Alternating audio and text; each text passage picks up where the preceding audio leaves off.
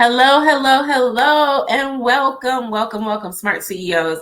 I am Kyra Rénell, the founder of the Smart CEO community and the managing consultant of the Kyra Company. We are a full service organizational development and operations management consulting firm. Our goal is to make sure that businesses, as they grow and propel, have absolutely all of the essentials that they need to ensure that their people are in the right place and on their team. The right people are on their team. The right processes are being followed daily to increase your efficiencies, and that you have the profitability that you've imagined, forecast, and planned in your business so that you can actually do the work that you've been called to do every day. So, what I'm excited to bring to you today, as you all, some may know, some may realize, some stuff I just haven't even shared. But listen, I spend a lot of time at trade shows and at conferences. That is a big part of how the Kyra Company gets the visibility we need on a national basis. And our goal at that point is to really connect with the corporations and the small businesses that we can provide direct services for, that we can partner with, that we can collaborate with, and for some, those that we can simply join forces with and share more information with you with. And so we're looking always for vendors and partners and suppliers and collaborators and corporations that understand the journey of small business, the journey of supplier development, and the journey that we take every day so that we can do much more and make greater impact. Now, that's our sales strategy. So you're like, Kyra, that's pretty deep for a sales strategy. Listen, gone are the days of, doing house calls. I've never been a salesperson, like one-to-one knocking on doors. I don't know if I've ever told the story about my first and early days in entrepreneurship, where not only was I starting a consulting firm, but I decided I wanted to also learn and become an insurance agent. And I got my insurance license and I could sell insurance. And as a part of our training for the organization that I got my license through, we literally had to do cold calls, like on the phone, cold calls with the script. And I'm gonna tell you now, not my jam. And then on top of that, there were days where we had to go out in teams, door to door, in territories. Again, not my jam. And let me tell you why I was challenged by that process. Now I did it. I got conversions. I got the callbacks. I understood how to maneuver and manage gatekeepers and things like that from a sales perspective. But one of the things I learned very quickly, especially in my 20 plus years in corporate America, is that relationships are how you actually build and grow. And so I spent a lot of time in my corporate years. I remember I traveled from floor to floor, getting to know who I needed to know in each department so that I could get things done, not only for myself and my customers, but for my team members, my colleagues, my partners. I've just always been this relational person that leveraged relationship capital to move the needle. And too young to know it at that time, wise enough to know my strategy as I've moved through, the process of coming out of corporate America proper, meaning sitting at a desk on someone's payroll as a W-2 employee every single day assigned to, a profit or a cost center. But then now inside of the organization that I've had the pleasure of running for the last 10 years, understanding how critically important it is to understand how to communicate with your ideal clients, how to connect with your ideal partners, how to share the value that you bring to the market every day in a way that speaks their language. I can tell you that was a hard turn for me, right? Having to speak to multiple audiences at one time. The greatest reckoning moment that I had with that as we were going through the sales process was in my early days. I was working with my mentor and she was hosting a conference. And for whatever reason, I was the I was the mentee that got picked on during this particular session. Get up and pitch us, Kyra. Tell us about your business. And at that moment, as I stood from that round table and where I had kind of a safe space, right? Another 5 people there, we were all working together. And now I'm standing up in this room full of, I don't know, maybe 100, 150 people. And they're looking back at me, all eyes, as I stand at this microphone to pitch. The one thing I could not sort out in my brain is, how do I talk to corporations that I know need us, and then talk to small businesses that I know need us? And so I spent my time during that pitch dialogue trying to talk to both of them in like this layered pitch. And I remember my mentor at the time just like shutting me down. What are you doing? Nobody understands who you're talking to. Pick one and talk to them. And so from the table where my safe place was, I told you about those other 5 people sitting there. They were looking up at me, like writing things on cards, like, say this, do it like this, whispering answers to me. So I was trying to take in as much as I could just to hear key words and thoughts to just shift my approach. And I finally leaned into my own shoes, essentially, and said, listen, I'm struggling sharing the value that I bring, because I want to make sure that corporation leaders hear me, and that the business owners hear me. And I think one of the most important things that was said to me in that moment by my mentor is, they're all people. I don't know why in my head, if I was talking to someone at a major corporation, their logo was the only thing I saw on the forehead of the person I was talking to, and I had to speak their corporate jargon. In my mind, that was how I saw it. In her mind, she couldn't understand why I wasn't connecting the dots. She said, they're all people. They all just want to know they matter and that you understand what they need. And so I thought, how do I simplify that? Well, I know how to talk to a small business owner because I know those pain points. I can get straight to the emotional triggers that help them understand that these issues are not necessarily standard for operation. Excuse me. But then how do I do that through the lens of a corporate partner that needs to hear how I'm going to help solve their corporate issues that are systemic, perhaps in their division, their department, or perhaps systemic across the organization. And maybe that person is the catalyst for evoking change across their organization. They really want to drive success across supplier development, employee engagement, process design, and change management, or maybe even strategic planning. That I needed to be able to share, in my mind, I need to be able to share all the different areas that we could provide value, so you could hear it in this, this 14-second elevator pitch, so to speak.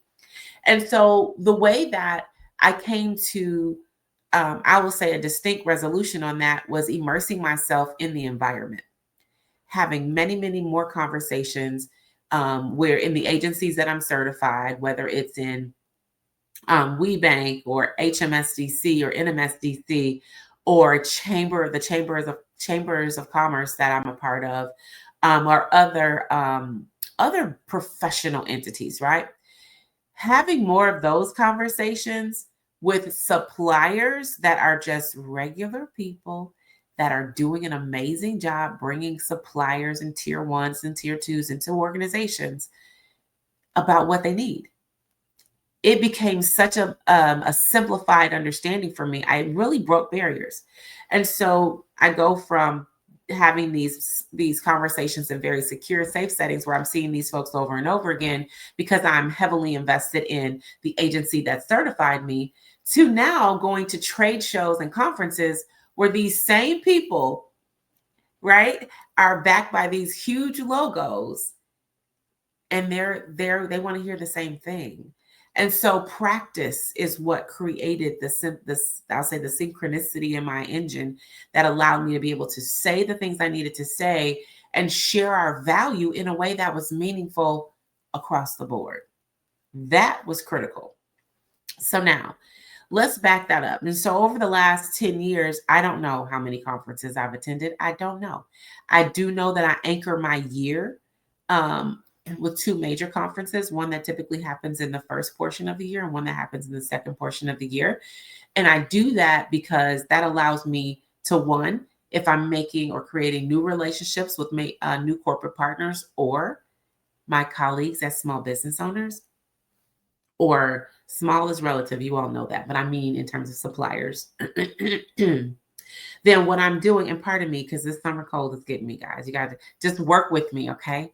I'm having that first conversation with them at the top of the year.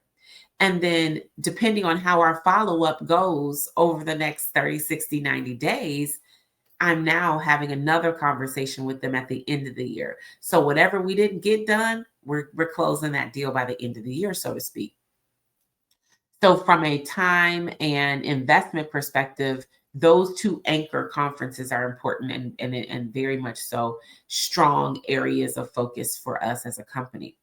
And so those conferences that I'm referencing are WeBank, which is for woman-owned certified businesses, and then the National Minority Supplier Development Council Conference.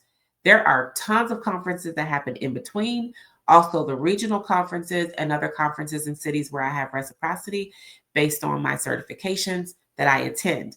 We'll call those kind of like your micro conferences that you're attending. And the reason why you do that is because you want to dig in deep in the regions you're growing. And so we have a growth strategy that includes kind of the Southwest and then up the Eastern Seaboard and then back over across the Midwest and then down a little bit further into Central US. And so why that's important is because our growth path, there are agencies and organizations that we want to make sure we're connecting with that are centralized in those areas, not to mention our far west work that we're doing as well.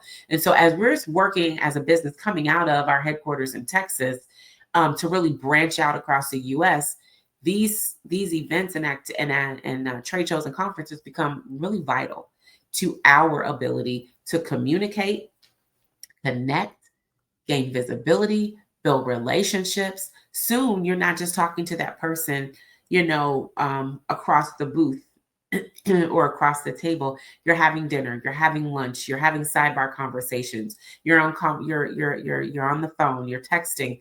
Now you've just really started to evolve the relationship capital that you have with what used to be for me major logos. They're now real people that I can learn from, customize and tailor my proposals to, and gain a better understanding of how to be more of value to them. They're more open to aligning me with their ecosystem and connecting me with their partners, inviting me to industry experiences and events. So now, not only have I invested in these conferences, but now they're reinvesting in me and our firm and our business development strategy. So I just want you to hear that cycle so you'll understand why we spend the time and the money to attend these events. And you're probably not gonna get the bulk out of the first event. You're not gonna get the bulk of your return out of your first experience and engagement. And so for those of you that like quick turnarounds on your investment, that's not what this is. And I will tell you to pace yourself and trust the process and trust that you are refining and defining your value proposition with every conversation that you have. Find new ways to say it. And the more and greater your relationships become, ask them, hey, did that land for you?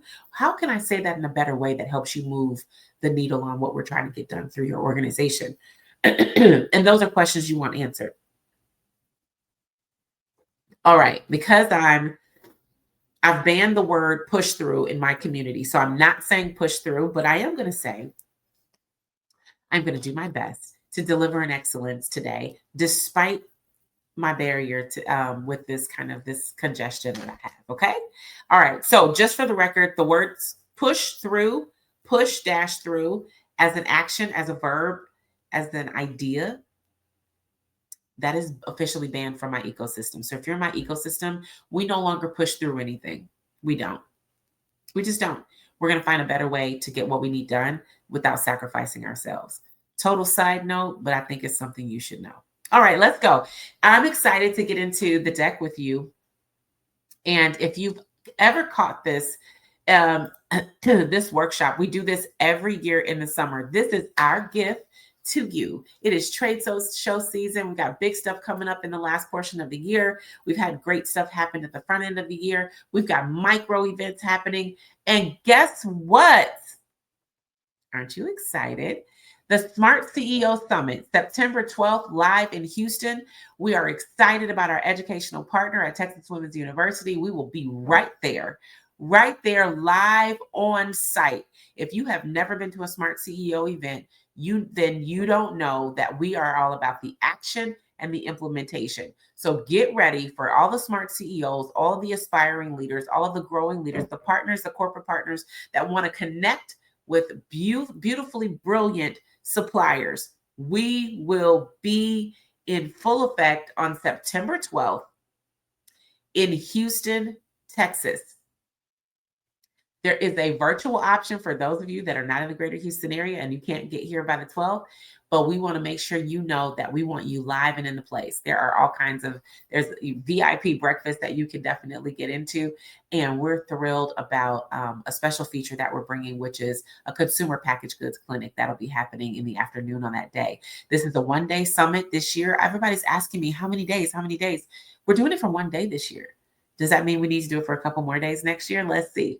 So come on out and join us. Make sure you get your seat at the table. Smart CEOs, you raise your hand when it's time for you to be in the room. This is one of those moments.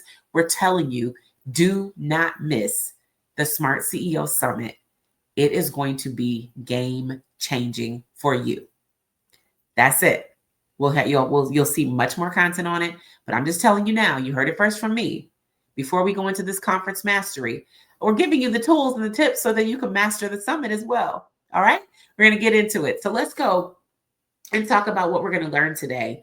So we're going to really get into the strategies of the conference and the trade show, like really understanding what it does take to craft a beautiful message, and to be able to really be on brand, create a meaningful connection. And beyond that, think a little bit further around the unforeseen challenges that you may face when you go to attend a conference. We're going to talk about the money. We're investing. How many people need to be there from your business? How do you need to attend? Should you be a vendor? Should you be an exhibitor? What information do you want access to? Do you want a backstage pass so you can see how all of it works and runs and meet the production team? Maybe that's your inroad. That gives you tons of access. And so I will tell you, the first trade show and exhibit that I did was in the greater Houston area, and it was a Black Enterprise conference.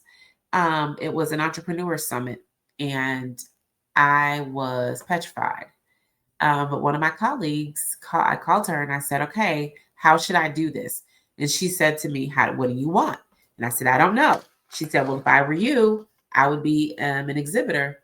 And that's going to give you access to the how and the infrastructure. It'll take the guesswork out of how you attend, what you need to know. You're going to be able to see it and understand it.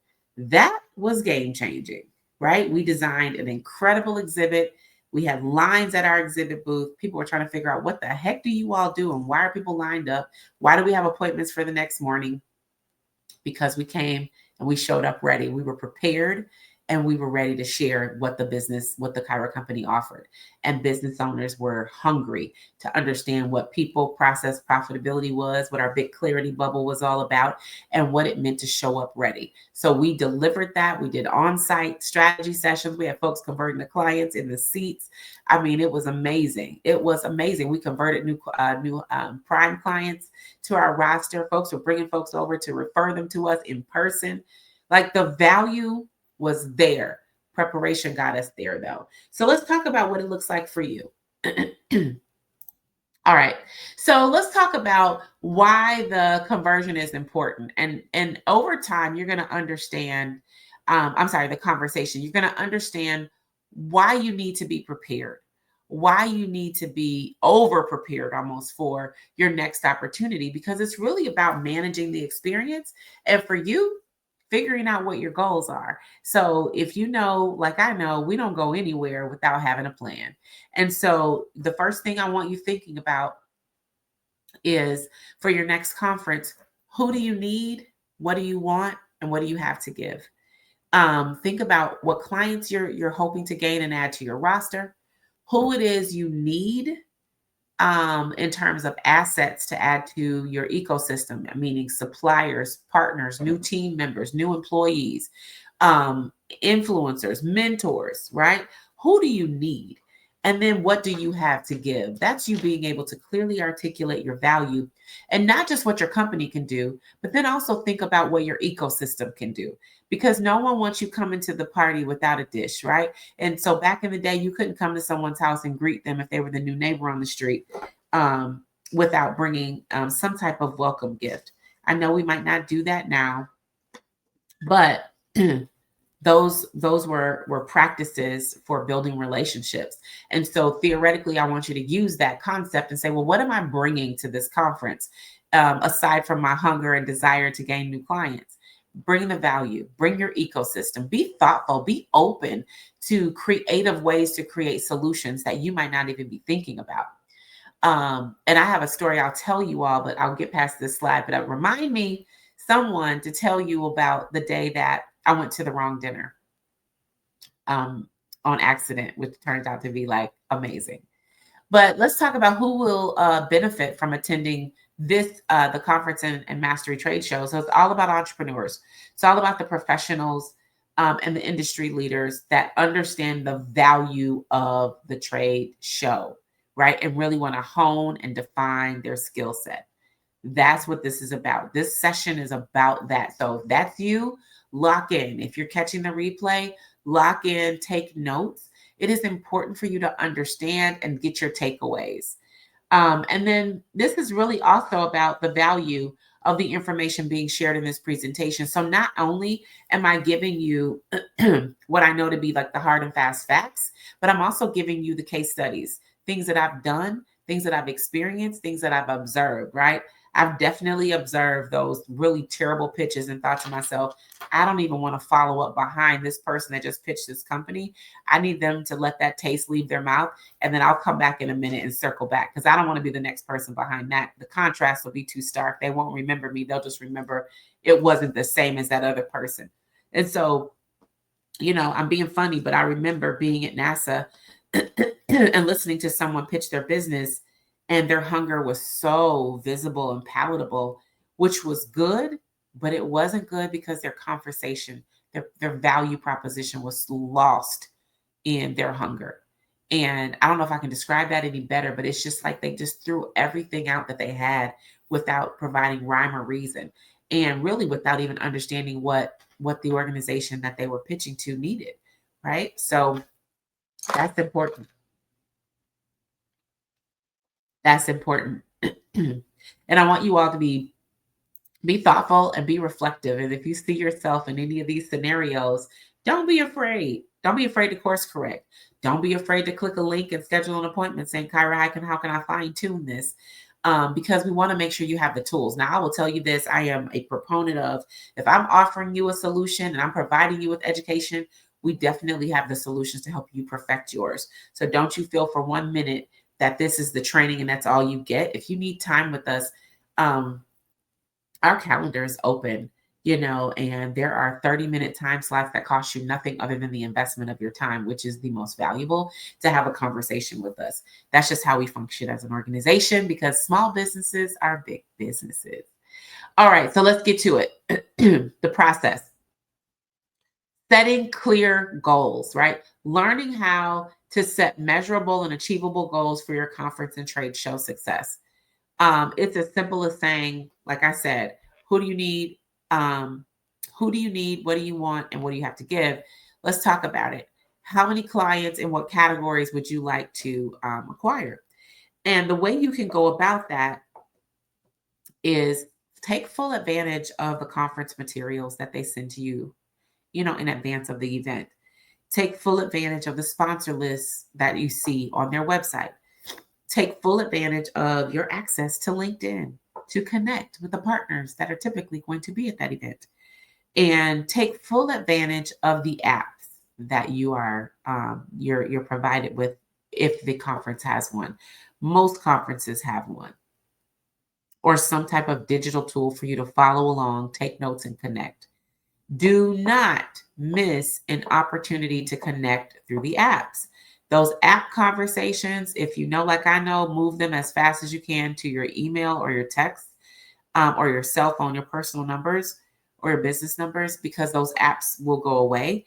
But get into the dialogue. Get into the dialogue. I'll tell you, this happened. I was going to a conference in Detroit called the Summit. Excuse me. And before that conference, like I was just working, moving up to this point. I knew the summit was going to be the start of this like long streak of travel for me. So I was just working, trying to get ready for this stint of time where I wasn't going to be able to be as dedicated and to my desk, right? And I got a message, my very first message on the app for this conference. And the young man that messaged me, it was very simple, just said, I'm going to hopefully we'll connect. I'd never attended this conference. I was stepping out on what I call risk and opportunity, and I leveraged it. And so it wasn't until the second day I went into a session that I wanted to go into for the second generation of Coke organization. And Chase Coke was up front speaking, and I was kind of tiptoeing in because I was a little late, my colleague and I, and sat on a row, looked down the row. Lo and behold, the gentleman from the app was right there beside me. And so we looked at each other. We had a kind of a spark and said, "Hey, how are you?" And just immediately just solidified, "Hey, I see you, you see me, not the time to talk. Let's figure out when we can connect," because that was his request. Let's connect. I'd love to learn more about what you do. So we really didn't get a chance to do it until the last day. Why that initial connection was important is because I had intentions to make sure that whoever that was intentional enough to reach out to me, and was my first communication, that I'm going to make sure I find this person at the conference. Well, as the serendipitous moment would have it, that happened. And not only that, but then we ended up in a micro session later that evening. And then that person asked me, "Hey, are you open to grabbing brunch before we catch our flights?" And I was like, "Let's do it." So then we were able to actually have a dedicated conversation. That person has now met my team, had a second conversation with me, is in the process of preparing a proposal for services that we may be able to collaborate on. And why I say that is because that person seized a moment using the app so that we could connect.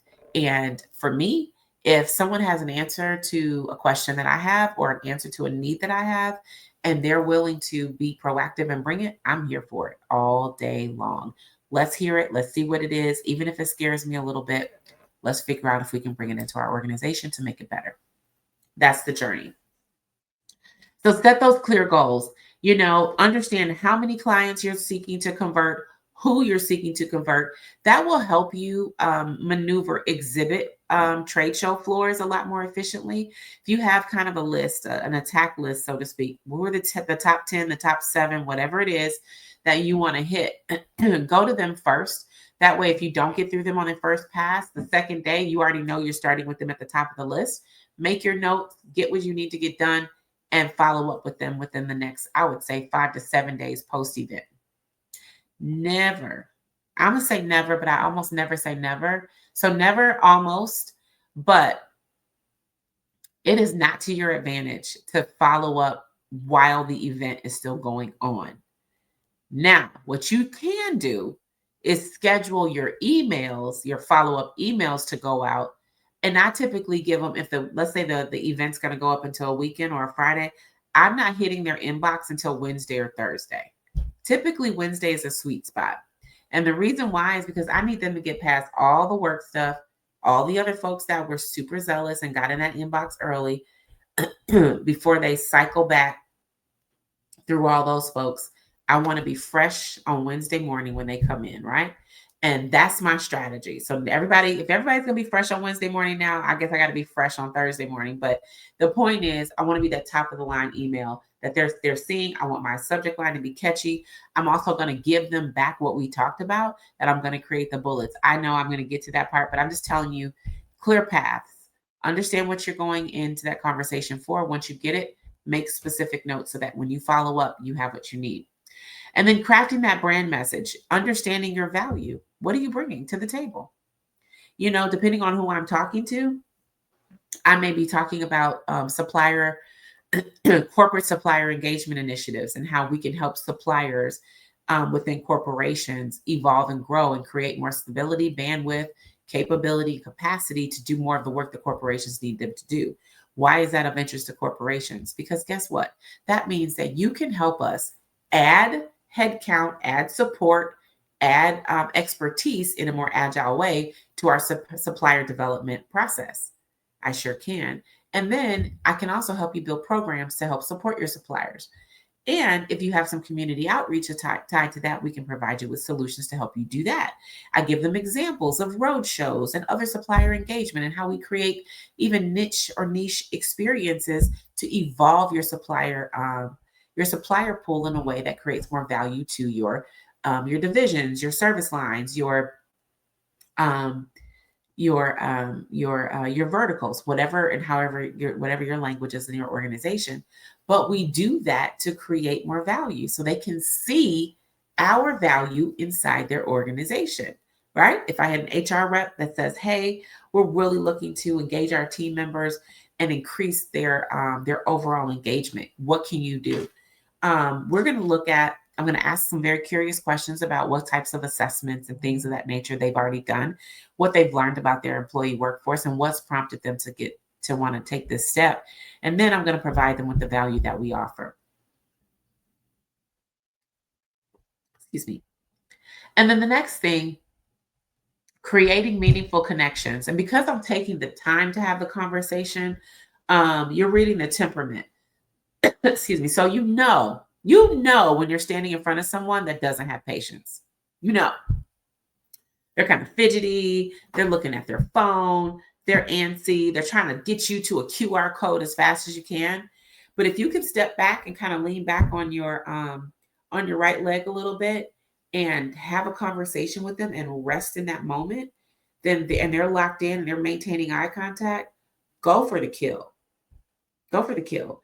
Share your value. Have a meaningful conversation. Ask them, how long have you been with the organization? What are the things that you really love about the way that they do the work they do? How are you enjoying the conference? How is it benefiting your organization? What are you seeing? Get curious about them as well. They are people. Remember for the first story I told about the fact that they're not logos, they're not buildings, they're people. They want to be heard, they want to be seen, and they want to be understood. Acknowledge them. Step back, rest in it, and start building that relationship in that moment if you can. I'm going to mute really quick. All right. The next thing is preparing for unforeseen challenges in conference and trade show management. Listen, let me just get you ahead of some basic things. Understand the dress code and the expectations. Know your tolerance level for your shoes, men and women. Understand what kind of time limit you have placed on yourself based on the shoe that you put on your foot. And I mean that because men and women, I've seen men and women hobbling out of events wishing that they'd made a better decision. And if you're at a convention center and you're walking and you're not in a hotel where you can go straight to your room, you've got a journey ahead of you. And if you're not prepared just on basic attire, that creates barrier number one.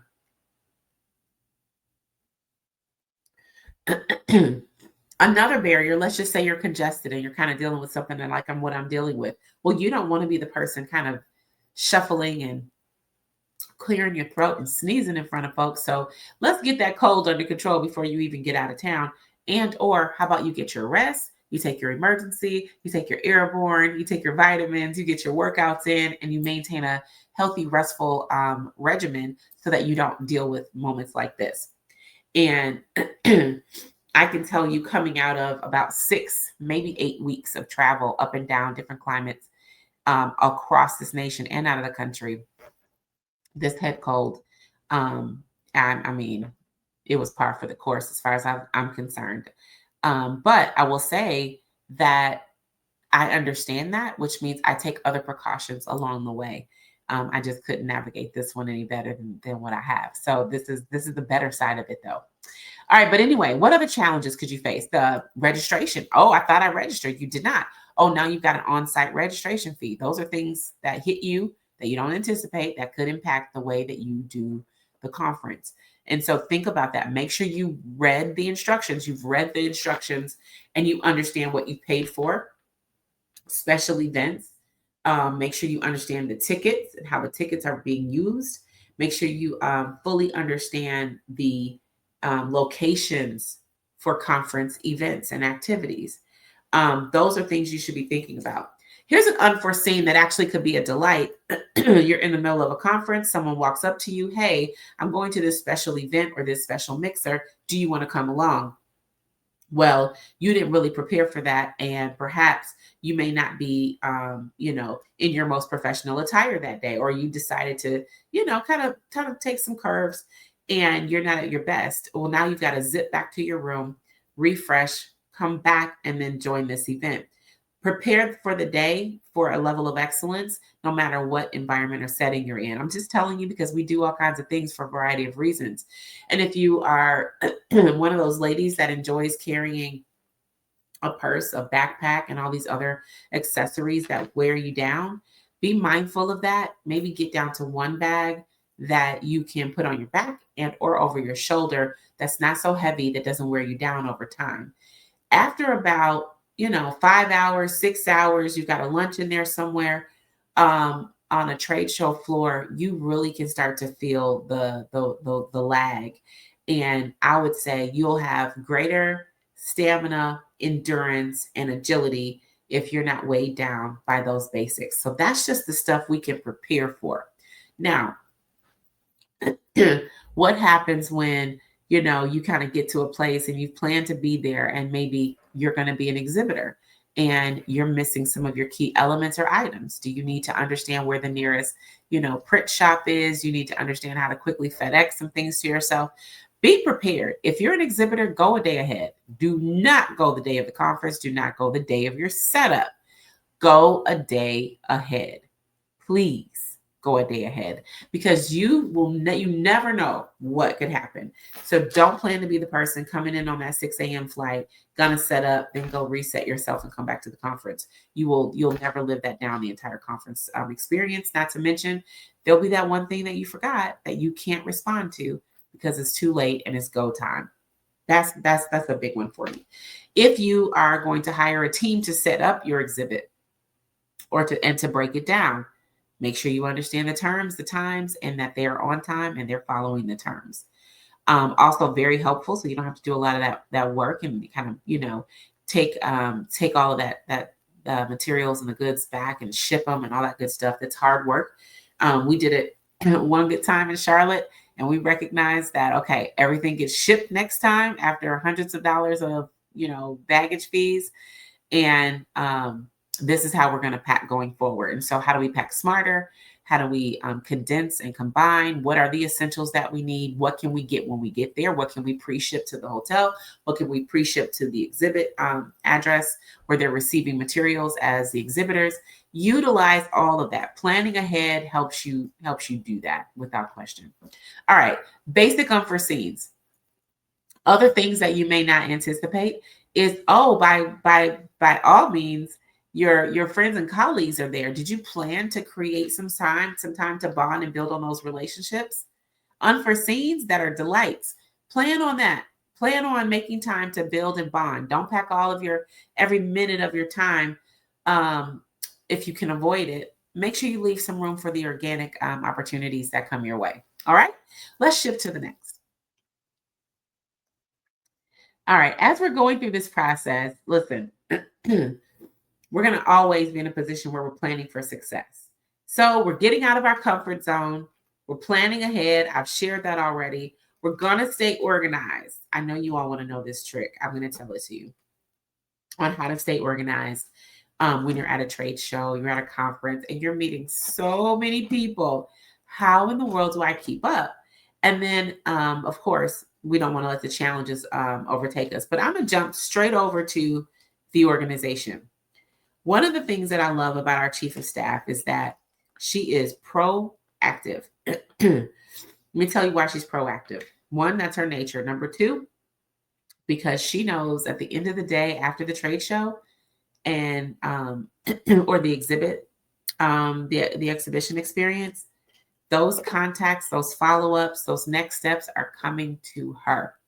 And so I remember, I think we were in Nashville and we were debriefing. So when we travel together and she's attending, we debrief. And so we use our downtime, maybe that time between the events and dinner or whatever it is, or early that next morning, and we set our intentions for the next day, but we also recap on business cards, contacts, making sure we've all got everything accounted for. We put it in our system, in our CRM, and we put next steps. Now, when we're together, that works like a charm. When we're not together, she set me up so it can work like a charm. And so on both of my phones, and I am definitely a 2-phone kind of girl. So on both of my phones, I have our CRM, which is monday.com. And I have basically a quick form where I can put in the lead information, with the lead capture, which is the organization's information, regardless of what category they fit. The contact information and next steps. I can also take a picture, upload any cards or documents that I have. That's one. The other tool that we use, depending on the setting and the time, is we use a digital card, an e-card. That e-card app allows me to not only, and I'm opening it, excuse me, to not only capture, not only share my information with a QR code, right? But it also allows me to directly text it to the person. Excuse me. It also allows me to email it to them. And I can also use Bluetooth to transfer it to them. The other thing that it does is it allows me to collect their data. And I will stand there beside them to make sure that they send their data back. Hey, so now allow it to, send your information right back. If they're using the same tool that I am, then there's an instant connection. And it not only goes to my email, but it then also goes to the app. If for whatever reason we're on the go and the person's like, hey, here's my card, connect, I can actually use the feature on this app, scan their card. It then creates a contact card. So now all of the contacts, excuse me, for that event during that date span are all grouped together, and we can look at them that way. And we can pull all of those folks, download them to our CRM. We'll download them to a spreadsheet, download them and upload them to our CRM, and also add them to our connection list. And so the reason why that's important for us is that I move around a lot, I travel a lot, so we can go by date and know, oh, I met this person at WeBank. I met this person at Essence. I met this person at WPO. I met this person at the Woo Conference. I met this person in Chicago. I met this person. I'm giving you these names so you guys can look this stuff up. I met this person at NMSDC. I met this person at our local WeBank or WBEA conference. I met this person at our local HMSDC conference. Oh, I was at the Chicago Business Opportunity Conference. Oh, I was at the golf tournament. And we can go by date. So if we need other references, we have them. Or if I want to go back to the organizer or one of my colleagues as a part of one of those organizations and say, hey, I met Jane Doe at this event. I didn't really connect the way I would like to. Can you assist me maybe with doing a softer, warm introduction? Here's what I'd like to discuss. Here's what we talked about, but I'd like to go further.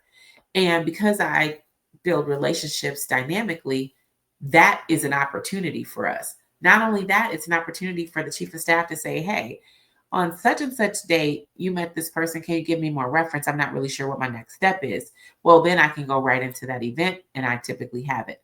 Another tip and another tool, if it's fast and furious and all you have are your notes on your phone, your digital notes on your phone, take the notes, take a picture of the person and their badge. Don't just take the badge. I can't tell you how many faceless badge pictures I have. I'm like, I don't know what this person looks like. So take the badge picture, but go back a little bit, capture their face. So now when you go to LinkedIn, you can make sure you got the right person. Just a note. Other tip, because sometimes remembering names is a challenge for me, I will not only take a picture with them, but I'll take a picture and I'll go, oh, I'll send it to you. And that helps us both solidify connection. Our photo, we know who's who. Send a text immediately. We're directly connected. Now we're locked in. We can move on to the next thing. And so there are different ways based on relationship intervals that you can do that connection, but be mindful of it. Not everyone wants to share their information, and you need to know who the right folks are for the share. And some are just simply not. Be mindful of that. Don't be intrusive. Be mindful. That's the organizational tip that I really wanted to share with you all. Make sure your CRM is geared up and ready to go. Typically, they all have apps. You can use it and leverage it on your phone, on the go, or on your iPad, or whatever you're using. And then also make sure that you have a digital card of some sort, or your actual, maybe you have one of the cards that has the QR code on it. That's fine as well. But please, please, please, please be ready and have those things on your home screen so you're not fumbling, trying to find your camera to scan, trying to find the app. That 13 seconds is painful. Nobody wants to wait for that. Just be ready, flip the screen, let's go. All right. All right, moving on. Networking. Listen, that's like the reason why you're here. Face-to-face networking is like the essential component of meeting folks in business. The more you do to make a lasting and memorable impression by meeting someone in person, the better, right? And so the better. The virtuals work too, but if you can make that lasting impression, I can remember someone, maybe not even their name, but I'll tell them where we met, what their business is and or what their business challenge or opportunity is, or how they were making strides, because those are the details that lock into my brain. I don't know why I'm wired that way, but that is true. So when I network with someone or I have a conversation, I could not even remember who they are, but they start talking and I'll go, I know you. And now it's on because my brain's like searching the database to figure out the how and the who. And I'm like, I know you, and I know you from, right? Or I'll say, we had a deeper conversation about X. Those things resonate with me and they stick around. That person was memorable. And so those are the types of things and the impressions that you want to be able to leave and make with others. So don't negate that. Don't miss that. Don't overlook that. That is of value. That is important. And even better than that, that is what's going to create the longevity in your relationship building. So don't sleep on that. Okay, guys? Don't sleep on the value of relationship building. Build deep and build intentionally. If that means you got to do the other half of your list the next day because you spent time having 20-minute conversations, so be it. Those conversations you had are gonna pay off. Okay. So 90% of the reason why you're there is to make an impression. Be unforgettable. I am big on being consistent visibly. And so I look like my LinkedIn, I look like my graphics, I look like my brand, I look like my V card that they're going to get, excuse me, my E card that they're going to get. I look like the person that I'm sharing with them. My language is consistent. If they log on to this session, they're going to hear language that sounds very similar when they talk to me. If they're on our website, if they're on any of our tools, they're downloading any of our training and in our development, and they hear my voice, they catch my tone, I'm consistent. That is important. I am going to be professional, even if it's a casual conference. I'm going to be professionally casual. That's just my style. It's my thing. It's how I show up. It makes me feel good. I feel like I'm on point. I feel strong, as I like to say. I ask people, do you feel strong? They're like, yeah, I feel strong. I feel strong when I have on my blazer. My blazer is my superpower. And that's just my thing. I'll throw on some jeans. I'll throw on, some more casual shoes, but I'm definitely here for the polish. That's just who I am. So if I'm coming out, it's a trade show, it's an event, whatever it is, I'm going to have all of the essentials manicured and prepared. I'm going to show up on brand. I'm going to take the time to be on brand. I'm going to represent my organization. If I'm wearing branded material, branded apparel, whatever that is, it's going to be crisp. It's going to be sharp. It's going to be memorable, right? I'm not going to hide my logo underneath my blazer. I'm going to make sure you can see it. I want to make sure you know. And those are things that are important. Think about how many people meet on a regular basis. And I want you to think about how many of those folks they remember. Your job is to be unforgettable. Unforgettable. Be unforgettable. Be a little disruptive. Be a little outgoing. It's okay. Shine, shine, shine. You're amongst many. Your job is to shine. All right. Don't be shy. Connect richly, but shine. That is important. All right. Let's get down to the brass tacks. How you attend a conference matters. All right. It matters how you spend your money. It matters how you spend your time. It matters how much preparation you need. It matters how much pre work you need to do. All right. So, are you attending as an attendee, which is a regular general registration? You're going to do a couple of extra events, maybe go to the gala if they're having one, but you are an attendee. You are here for what they have, kind of customized and prepared in their run of show to receive. You are an attendee. You're going to network. You're going to go to the workshops. You're going to do your thing. You're going to have your wonderful conversations in the hallway and in passing, but you're an attendee. Also, another strategy is to volunteer. Now, let me give you a couple pointers. If you're going to volunteer, select your volunteer assignment early or have an early discussion about where you'd like to be. Make sure you're spending your time in a space that is going to add value to you and your business. Volunteering is smart if cash and revenue are a challenge. Be a thinker. Volunteering is smart if cash and revenue, if cash flow for this is a challenge for attending. Volunteering gives you access, insight, and you are a support to the attendees. You're a support to the exhibitors. You're a support to the corporates. You're a support to the organization throwing the event or hosting the event. Volunteering is a smart move. If your company offers an opportunity for you to volunteer and you want to expand your ecosystem, volunteering is a smart move. It is a brilliant way to be present, be connected, have dialogue, connect with the individuals. You have the same access for the most part, with the exception of the time that you're volunteering dedicated to a particular area to get the information you need. Now, if you're an exhibitor, I spoke about that already earlier. That gives you access, right?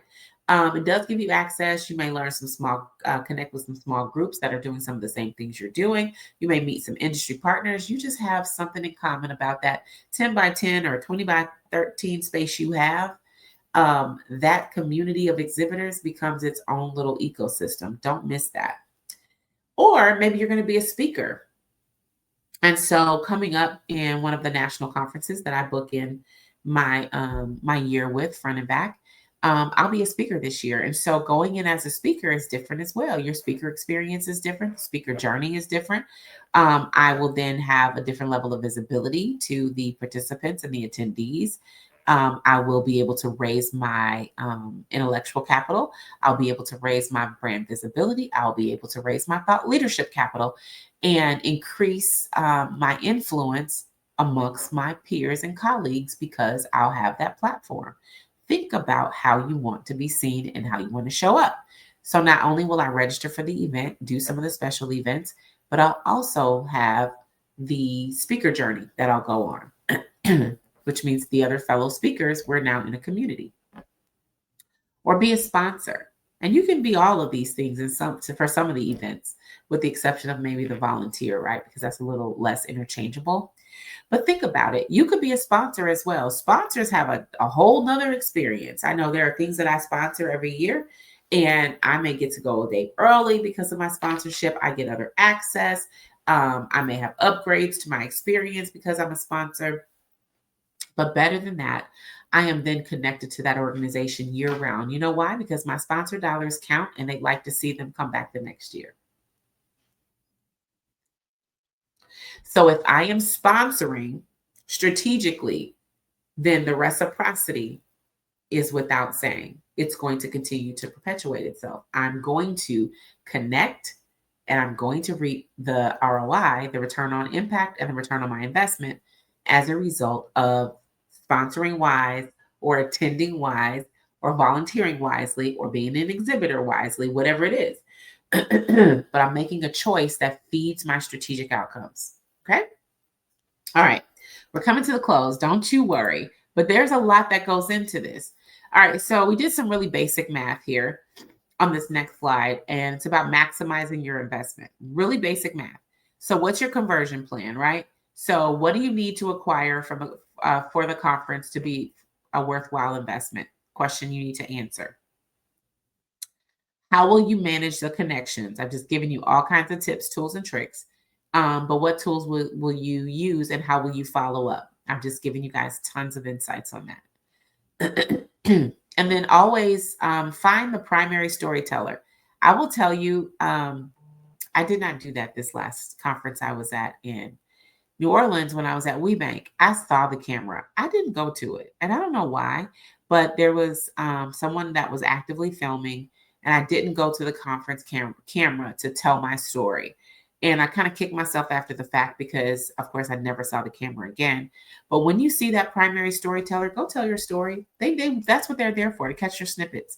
What that does is lifts you to the organization. It also puts you in and on platforms that you may not know about or be a part of, because you're now a part of their marketing and their outreach for future events, maybe even recaps to their sponsors, what have you. But be a part of the journey. Don't shy away from the camera. Here's why: showing up ready, being on brand, being prepared, knowing your value, having a plan comes in handy. It comes in handy when the camera's rolling. They're asking you those questions. Be ready, be sharp, be agile, be ready to give them everything you have. That's going to make that moment even more special, because you took a moment to capture it and to actually allow them to record it. And make sure you've got somebody grabbing your camera and recording you, recording it. Like, the content is king. Share it. Give us more of that experience. I have gone live during conference ribbon cuttings where it's so loud you can't even hear me, but it kind of creates this disruptive nature to say, oh my God, don't you wish you were here? We were in Baltimore, and they had a high school band doing the ribbon cutting at NMSDC, National Minority Supplier Development Conference. Council conference, and I remember like, oh, I'm going live. This is the perfect time. So I kind of act like I was getting in this like exclusive space, but you could still hear all the ruckus from the band. I'm like, you guys, the ribbon cutting is happening. The exhibit hall is about to open. It's about to be bananas. All the things that we want to do when we get in here, we got to get to it. The opportunities are right in front of us, right? How do I create that energy to give you a little taste of that conference and really inspire you to want to be in a place where you actually attend a conference and you enjoy it and you benefit from it and you get the ROI. I want that for you. And I will say, even that Baltimore conference, probably about maybe about 90 days, maybe 4 months after that conference, I got an email or a message in my LinkedIn inbox from someone that I met, and they wanted to engage.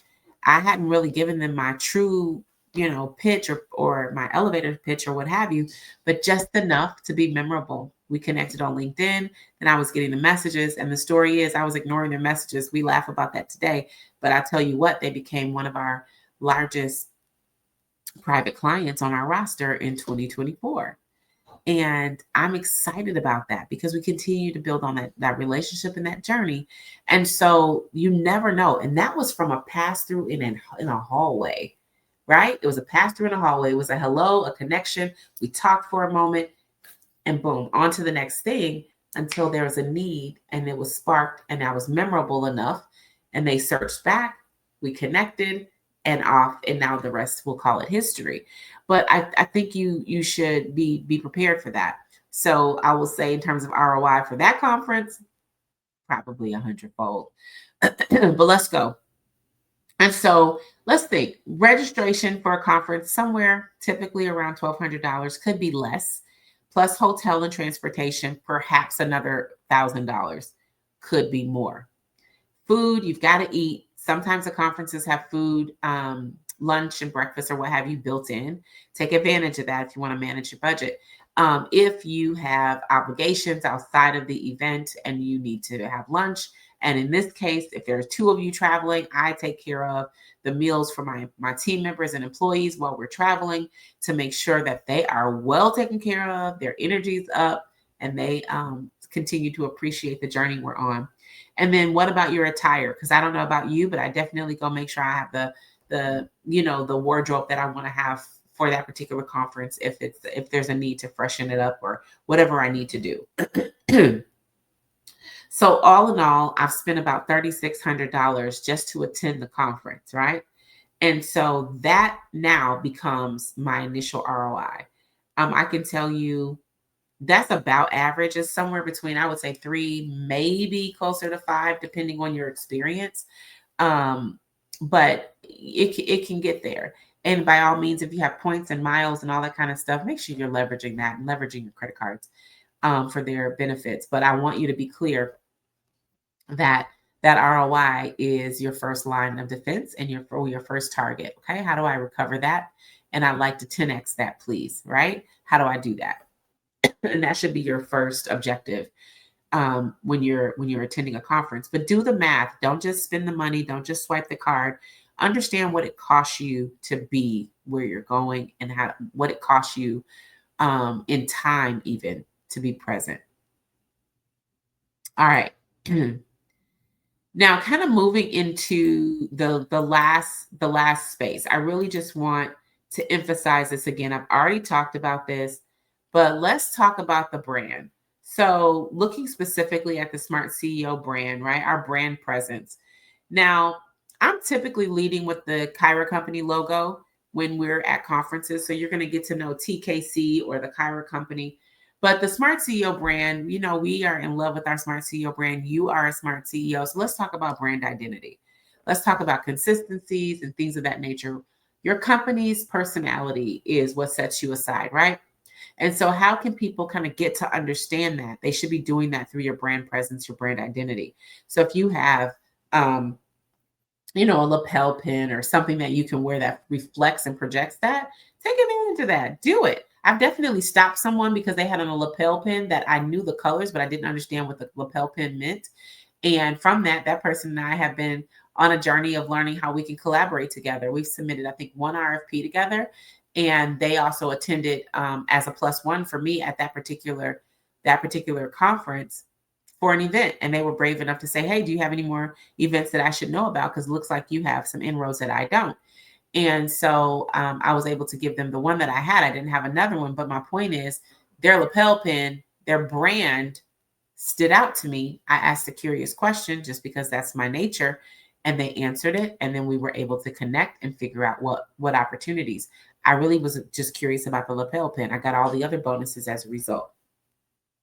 So brand awareness, being visible, becoming visible to your target audience is key. We talked about several different ways that you could do that. And being on brand and being polished and prepared is going to be one of your top steps that you could take. And then make sure that you are visible. Share on LinkedIn that you are attending the conference, whether it's before or after, or even during if you have the time. But share that information so people can say, oh, you're at the conference, I'll be there too. I have a client that did some pre-conference. We did an entire workshop with them around pre-conference planning. And they were going to an industry-specific conference. And they're like, hey, this is all the information I have. Here are the people I really want to talk to. These are the clients I want to convert. What should we do? We literally sat down and put the entire step together, wrote out a script. She sent an email. She got meetings set up in advance or meetings set up while she was there so she could make sure that she had those meetings without question already locked in, which is going to increase the quality of the experience that she's having. So now if she's taking someone along with her, which she did, that person can go take care of the low-hanging fruit. She's going to take care of the big fish that she's got in the water. And then create that brand loyalty. So loyal customers are key to the business growth and the sustainability of your organization. So learn how to build brand loyalty that creates long-term relationships. Get people invested. Help them understand the story behind your brand. My daughter always tells me that I have this wild affinity for small businesses. And she's like, Mom, we have more small business packaged products in our house than we know what to do with. You are always supporting a small business. And I'm going to buy the candles. I'm going to buy the home goods. I'm going to buy at least one, kind of item of health and beauty. I'm gonna buy a trinket. I'm going to invest in a service. I'm gonna do it, and the reason why is because that's my ecosystem. I'm gonna replenish my ecosystem because we make each other go, and so I understand the value of my transaction and the person coming behind me. So if I can inspire someone to make a purchase with someone because I'm doing it, I'd love to do that. That brings me joy. That brings me joy. Okay, we're gonna move on to the next slide.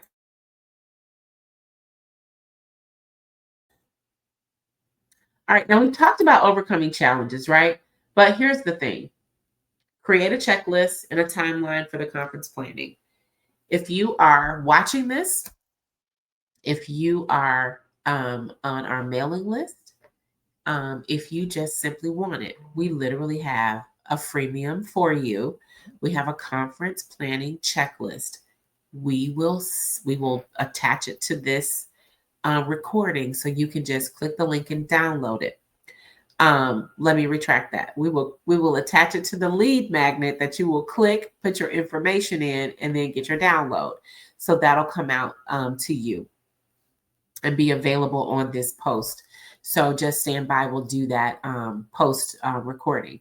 But I want you to know, of course, we have a tool for you. Of course, we have a link for you if you want to connect with us. But secure the meetings if you can. Get the sponsors, get the vendors in advance. Talk to them.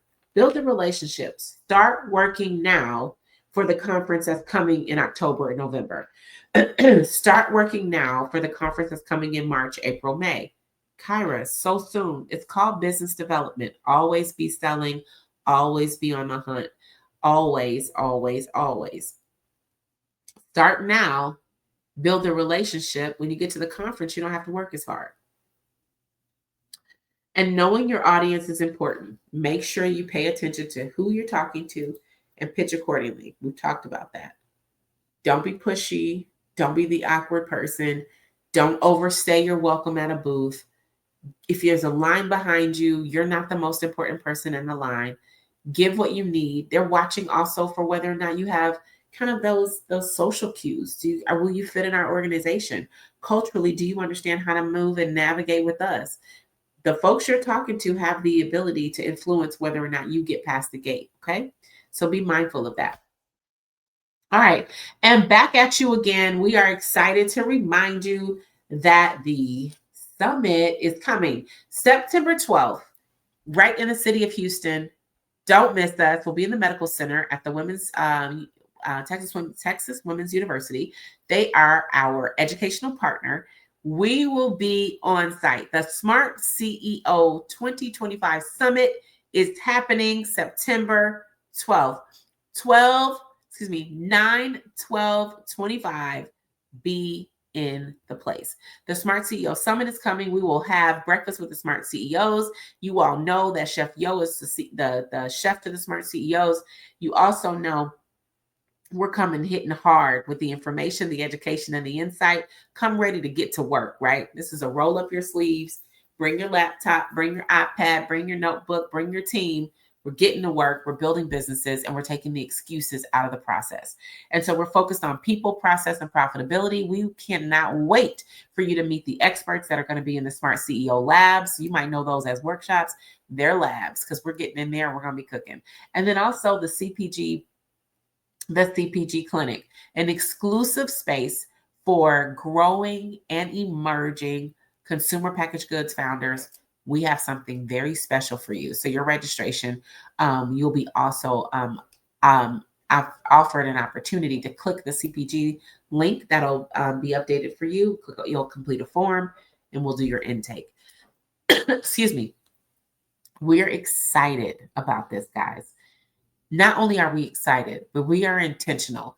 This year is in Houston. We're a national organization. Home gets it first, but we're moving around. So we don't want you to miss the Houston Summit that is happening September 12th, 2025. Be in the place. This is not one of those moments where you want to guess around and decide whether or not this is the thing. Do you need to grow, develop, scale, connect, collaborate, and increase your profitability? Yes, yes, yes, yes, yes.